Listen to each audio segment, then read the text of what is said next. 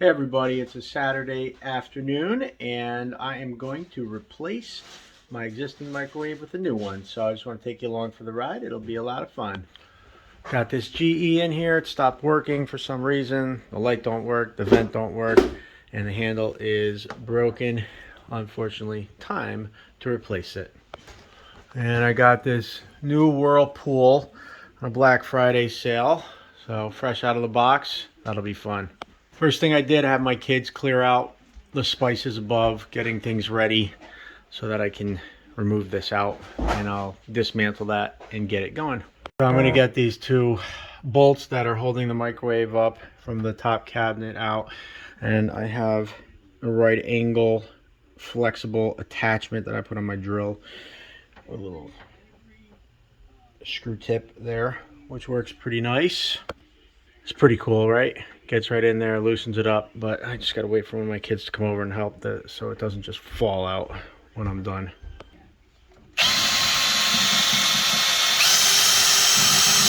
Okay, we got those bolts out, so this should just drop right down. So I'll slowly lower it down. Very good, keep going. All right, good, hold on. All right, got that out. We have a back vent. So let's make sure that's all cleaned up and ready to go for the new microwave. And then I will recycle this, of course. If I'm lucky, this back mounting plate will somehow magically match the other mounting plate. I'm not sure that's going to happen, but we're going to try it.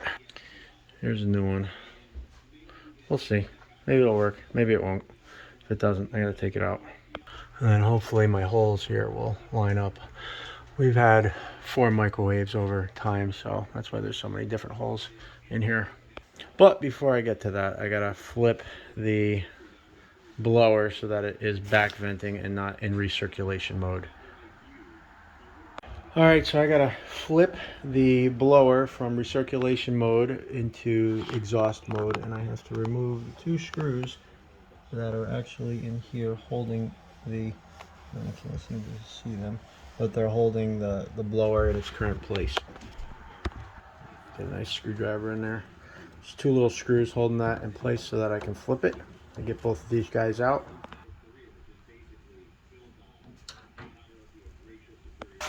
Gotta snip these tabs off the back gates here to make sure that we got a free-flowing flow of air out.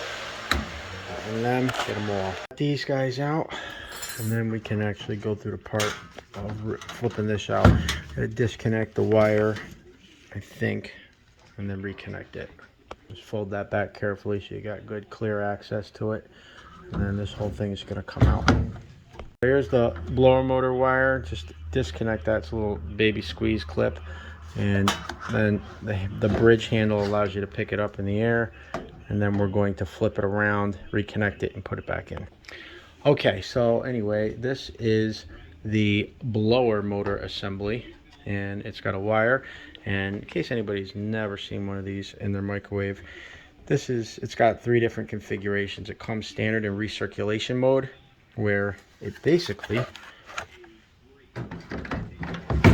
in this mode, it sucks air from within the microwave itself and then blows it back this direction, and it doesn't remove the air or through any venting. It just pushes it back into the house, but at a rapid pace, so it kind of disintegrates a little bit faster. You could also use the top parts of this damper, and if you had venting going through the roof, you could go that direction. What we have, as I said before, is the back, so we're going to orient it so it faces out. And the way this motor works is pretty cool. The fan, it sucks air from this direction and it pushes it out whatever direction this happens to be oriented. This vent, it's a squirrel cage motor assembly, and I don't know if you've ever seen a motor up close, but they're all more or less the same. But inside here you've got a magnet that stays stationary, and it's wrapped with a bunch of windings. That's what all these little red wires are, and electricity flows through them and induces current that causes, and you can't show you this, but there's actually a motor, a spinning a thing that's actually able to spin. It's called a rotor, and that's inside here, and that's connected to this fan. And so when the current is induced through here, it causes the rotor to spin, and that's connected to this fan, and that's where you actually get the work out of it that we care about. So, you know, DC motors or electric motors are pretty much all the same thing like in your car or in your refrigerator or a compressor or a fan that you're used to. But yeah, it's kind of simple one and a practical purpose up close. And anyway, I'm going to drop this back in the correct orientation. I fed the wire through so that it can be reattached, and I will reattach it to the connector housing right here. You get it in the right orientation so that it actually can connect. And there it goes. All right, so now the electricity will flow through here. I will put the damper back down, screw everything back together, close the damper, screw everything back together, and then we'll get ready to see if I can mount this without having to drill new holes. I like this mounting template. It's pretty cool. It's cardboard. A lot of the ones that come with the microwaves are pieces of paper, and you got to tape them up, and it's kind of a pain in the butt. So having a piece of cardboard, it's a little more rigid and it works. So I'm going to see if it's going to fit for us. The bottom bracket is one thing that just shows you the A and the B holes where they're going to go, but this is really what I'm concerned with is the top, because I already got a bunch of holes up there, and if they work, that'd be great. Looks like my power cord's not going to fit exactly right, and oh man, the holes here do not line up either, so I'm going to be drilling new holes for that, which is annoying, but hey, that's what you got to do. So anyway, I'll mark these out, drill them, and then we'll be back at it. So I got to make some new holes here, and this is the bolt that's going to be holding the microwave and providing, you know, strength for it so it doesn't fall down.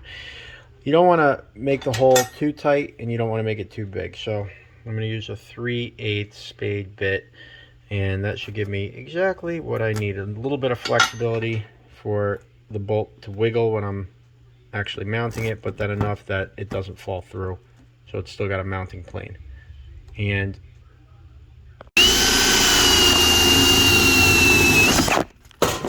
so this is where those two bolts are going to hang down. And then for the power cord, we're going to get a 1 1/4 minimum, 1 1/2 recommended hole saw, so that we can bore through that and get a place for the power cord to come through. So let me go do that.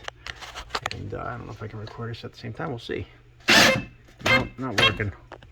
Yeah, put it in low gear. That'll work better.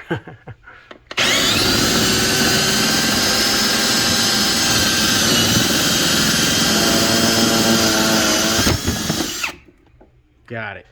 We'll clean this up, make sure everything is ready for work, and resume. And we just got to make sure this bottom piece works. I'm not sure it's gonna, so that may have to come off and have to redo it. Most likely it's gonna have to come off. Okay, so yeah, the back plate wasn't gonna work. This one has a little bit of a bump out and it protrudes. It gives some depth, so I could not use the same thing. So I had to remount or mount the new one, take the old one down. And then I'm also putting this bump out here for the damper, although I did take the flap out because my damper already has one. So I'm just gonna bolt that in, and then we're gonna do a dry run and fit it and make sure this works.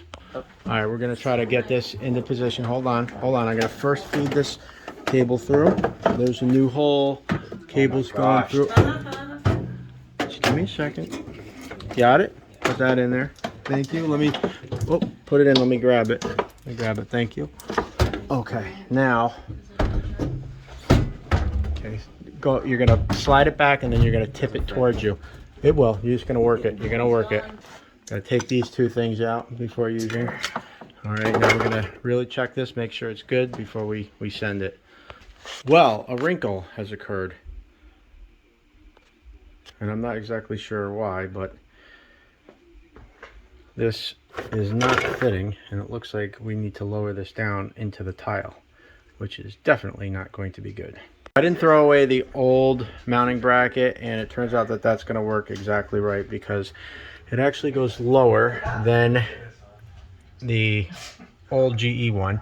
And I don't feel like cutting out the tile because that's going to open me up to a whole new world of annoyance. So anyway, I have this mounted, we dry fit it, we tested it. This bracket just keeps the microwave against the wall. It doesn't actually really have any weight resting on it. But I bent these tabs down as well, so it's going to act as a little shelf. I'm going to anchor this in, and everything else works, and then we're going to finish it out. Okay, we got this in there now, and we're going to finish screwing it in so that it's held tight.